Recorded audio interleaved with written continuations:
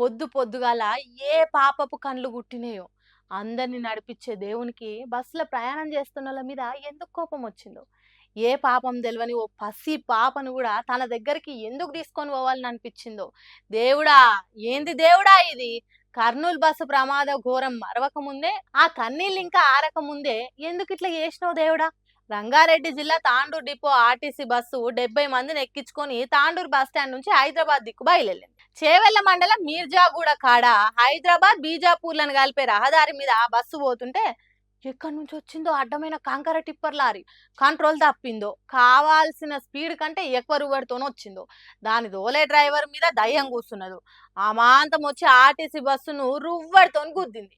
చిన్నగా మెల్లగా కాదు, డ్రైవర్ కాడ మొదలుపెట్టి బస్సు నడుమిట్ల దాకా బస్సును జీల్చుకుంటూ వచ్చింది.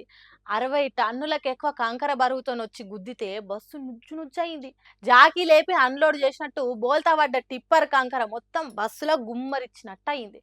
అంటే ఓ కొండొచ్చి మీద పడ్డట్టు అయింది. ఆ కంకర కుప్పల కింద చాలా మంది ఇరుక్కొని ఊపిరాడక జీవిడ్చిండ్రు. కంకర దుమ్ము వీల్చుకొని కొందరు జీవిడ్చిండ్రు. బస్సులో కూర్చొని హాయిగా నిద్రపోకుండా ప్రయాణం చేస్తున్నోళ్లకు టక్కరైన ముచ్చట తెలియకుండానే కొందరు పానాలు పోయినాయట. ఓ బుడ్డ పాపని ఎత్తుకొని బస్సు ఎక్కిన బాలింత బిడ్డతో సహా పానాలు ఇడిచింది. హైదరాబాద్ లో చదువుకునే 3 బిడ్డలు ఇంటికొచ్చి తిరుగు ప్రయాణం చేసుకుంటా సావు నోట్లేకి పోయిండ్రు. ఒక్కరు కాదు, ఇద్దరు కాదు, 20 మంది పానాలు కంకర కుప్పలు కలిసిపోయినాయి. బస్సు ఎక్కేటప్పుడు ఇట్లా అవుతుందని కలలు కూడా అనుకోలేదు కావచ్చు. ఊర్ల ప్రయాణం పోతున్నప్పుడు బ్యాగ్ సంకకేసుకొని టాటా చెప్పుకుంటా బస్సు ఎక్కుతుంటే ఓ తల్లి, ఓ తండ్రి, ఓ భర్త, ఓ అక్క, చెల్లె, అన్న, తమ్ముడు ఎంత సంబురంగా సాగనంపినరు. ఈ యాక్సిడెంట్లతోని అంతకంటే 100 రేట్లు ఎగజిమ్మింది దుఃఖము.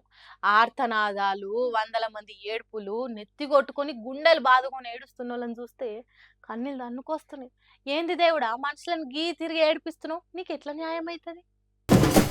రాజకీయ లీడర్లు చేసిన తప్పులకు, ప్రజలకు చేయని పనులకు పాపం గాడిదలాగమైతున్నాయి. ఇగో గీడ చూడుండ్రి, గాడిద మీద మంత్రి కోమటిరెడ్డి వెంకటరెడ్డి ఫోటో అతికిచ్చి ఊరేగిస్తున్నారు. పాపం దాని పాటికి 4 గరక పూసలు మేసి, బరువులేస్తే మోసి, దగ్గులేసిన పిల్లలకు చిటికెడు పాలిచ్చి బతుకుతున్నది.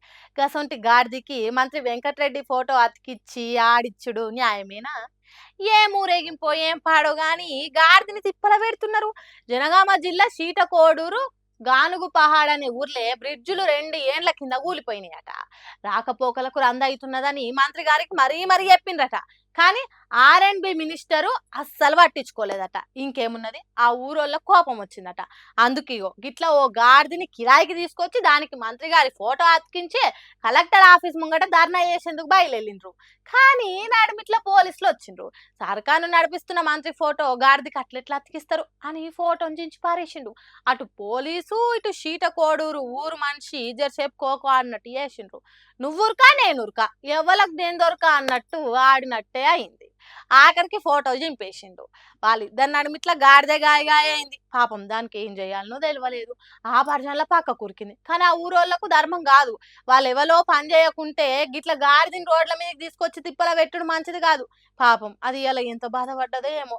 తిండి తింటదో తినదో పోన్రి.